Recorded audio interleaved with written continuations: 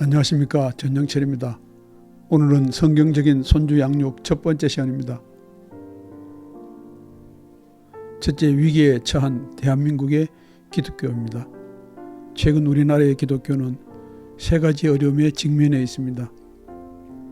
현재 위기를 해결하지 않으면 유럽의 기독교처럼 쇠퇴의 길을 걸을 수 있다는 우려의 목소리가 들립니다. 첫째는 인구 감소에 따른 교인 수의 감소입니다. 젊은 세대의 비혼주의와 낮은 출산율 때문입니다. 교인의 감소로 인해 문을 닫는 개척교회와 농어촌 교회들이 늘어나고 있습니다. 뿐만 아니라 교회학교 운영에 어려움이 가중되고 있습니다. 둘째는 복음화율의 저하입니다. 포스트 모더니즘과 물질 만능주의의 영향으로 신앙을 버리는 사람들이 늘어나고 있기 때문입니다.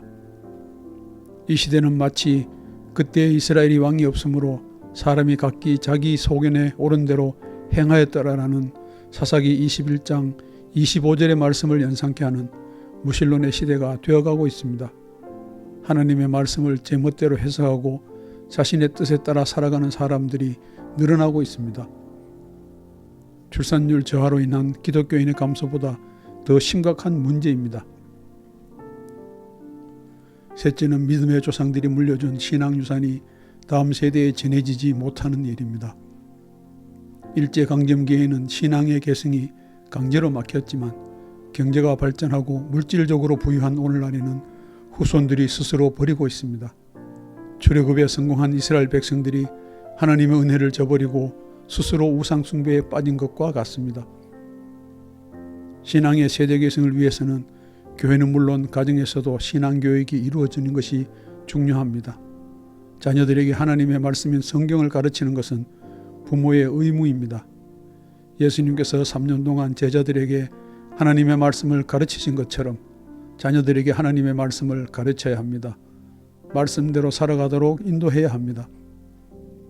지금 우리가 할 일은 믿음의 선조들이 물려준 믿음을 어디에서 잃어버렸는지를 찾는 것입니다. 찾아서 원상회복시켜야 합니다. 성경은 말씀으로 돌아가서 믿음 위에 굳게 서라고 명령하십니다. 둘째, 성경적인 손주 양육이란 무엇인가? 자녀들의 신앙교육에 가장 중요한 인물은 부모입니다. 그 다음으로는 조부모들입니다. 성경은 할아버지와 할머니들이 나서서 후손들에게 신앙교육을 시키라고 하십니다. 조부모가 손주들을 신앙적으로 양육하는 것은 매우 중요합니다. 믿음으로 살아온 조부모들의 신앙훈련은 부모에 의한 신앙훈련에 못지않게 좋은 결과를 가져올 수 있습니다.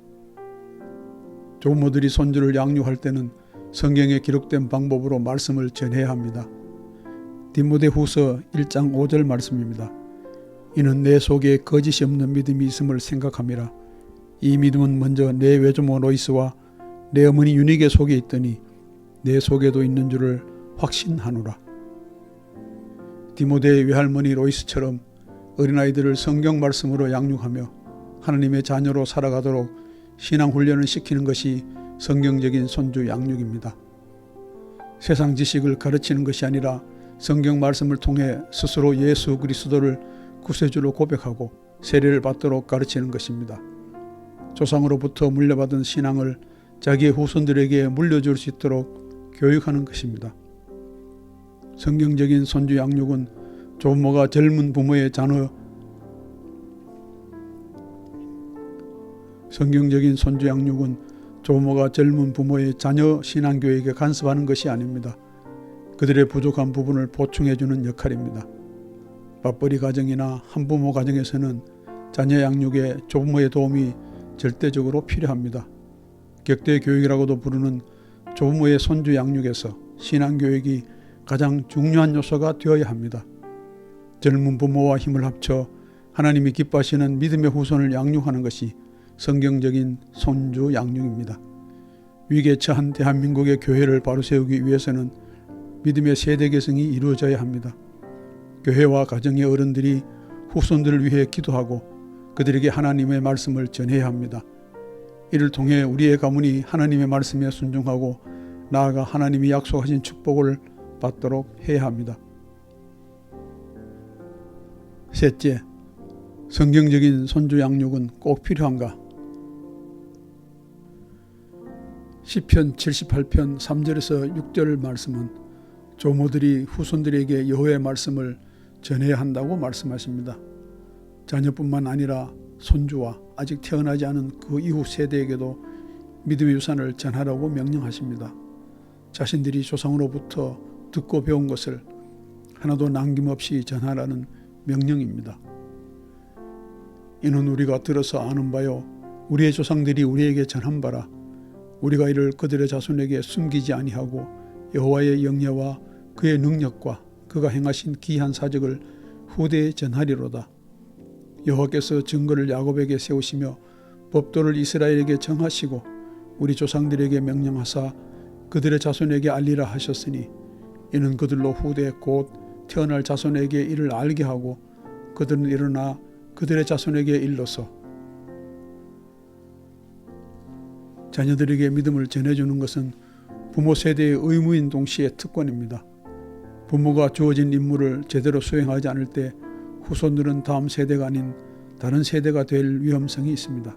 하나님을 부정하며 성경의 권위를 무시하고 제멋대로 행하는 자녀들이 될 수 있습니다.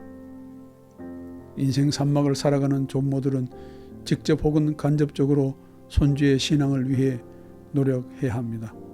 손주에게 믿음의 유산을 남기는 것이 그들의 가장 위대한 사명이기 때문입니다. 함께 살거나 혹은 떨어져 사는 경우에도 조부모는 다양한 방법을 통해 손주에게 믿음을 전해줄 수 있습니다. 손주는 물론이고 그 후손들에게도 믿음의 유산을 전하고 가르칠 수 있습니다. 인생 산막을 살아가는 조모들은 세상적인 재물이나 명예가 아니라 하나님을 경외하고 순종하는 믿음의 유산을 후손에게 전해줄 수 있습니다.